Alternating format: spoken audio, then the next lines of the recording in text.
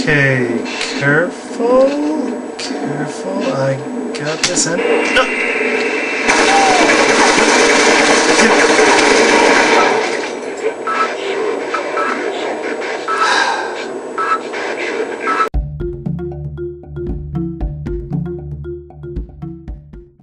Hello, I'm Victor and this is the Gameyard. Today we're going to look at an obscure little game I downloaded off of Steam recently. It's called Half-Life. Okay, I'm a little late jumping onto this bandwagon. Half-Life is one of the most popular and influential video games of all time, with a source engine that has spawned thousands of fan games, tributes, knockoffs, and parodies since its creation. The story is pretty simple. You play as Gordon Freeman, a scientist at Black Mesa, starting his boring day at work.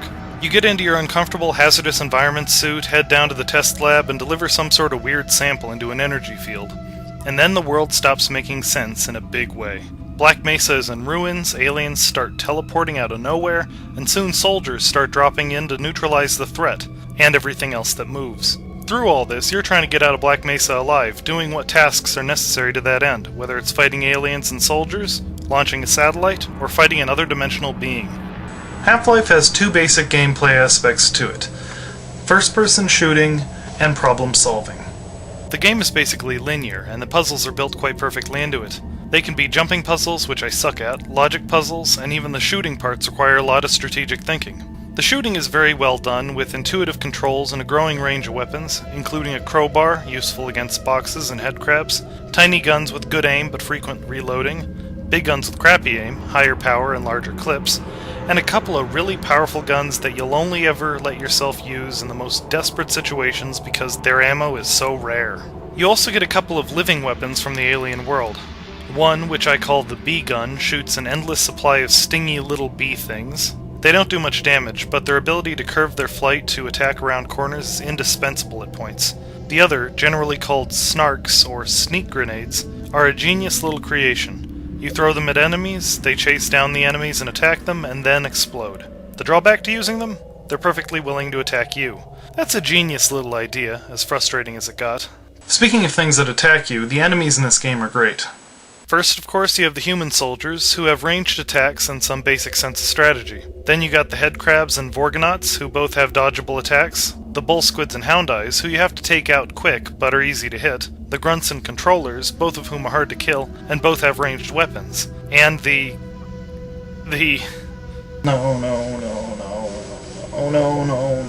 ichthyosaurs. Fish monsters. I will not forgive Valve for doing this to me.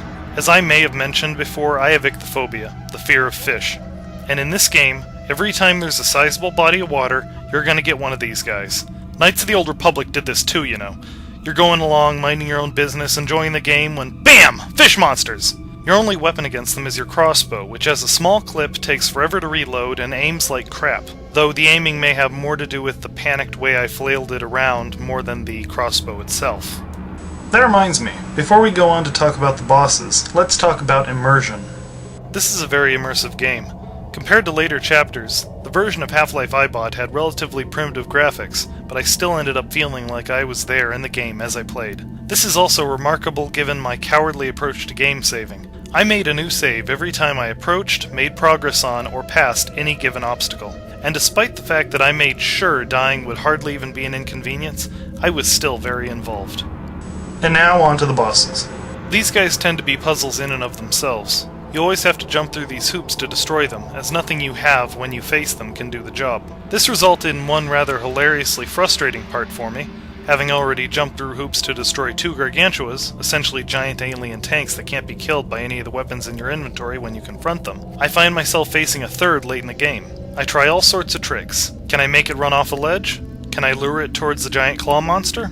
Can I sneak by it? After trying everything I can think of, I get frustrated and just unload my newest big weapon, the glue-on gun, on the bastard, and he explodes!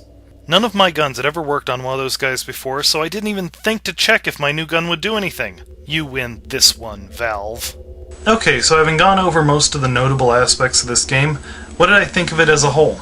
To start with, this was pretty much my first 3D game. I dabbled with a couple of games over the years, but was never any good at or interested in any of them. So between my Sega Genesis conking out and my downloading of Half-Life, I hadn't actually played any video games. So yeah, I sucked at this game for the first couple of levels. I managed to kill myself during the tutorial while getting my HEV suit. No, I'm not kidding. But in general, I found this to be a great reintroduction to games. The controls and designs were great, the problem solving was interesting and, when solved, satisfying, and the game's dark sense of humor was a subtle and unexpected delight. I don't know what a modern gamer would say about this turn-of-the-century dinosaur, but I'm guessing that if you don't need to see the pores on every NPC's face before you'll buy a game, then I'm guessing you will enjoy Half-Life. Well, this has been Victor with the Gameyard. Thanks for watching. Oh, and by the way, where the hell was Freeman carrying all this crap? Guns taped haphazardly to his back, glue-on gun and Tau cannon tied to his hips, wore the grenades like a necklace, wore the snark nest like a hat. No wonder this game was first person.